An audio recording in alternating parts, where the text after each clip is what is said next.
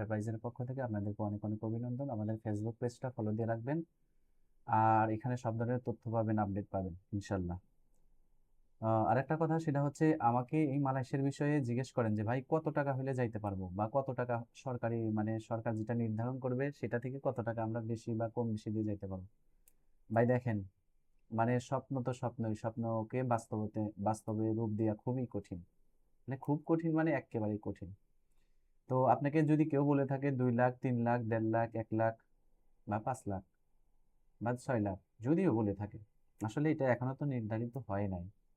আর আপনারা এ স্বপ্নও দেখেন না, মানে শুয়ে শুয়ে স্বপ্ন দেখবেন যে আমি 3 লাখ টাকায় বিদেশে যাব, এটা একদম ভুল ধারণা। মানে যাইতেই পারবেন না। এটা হচ্ছে, প্রথমত এটা বাংলাদেশ, এটা বাংলাদেশ।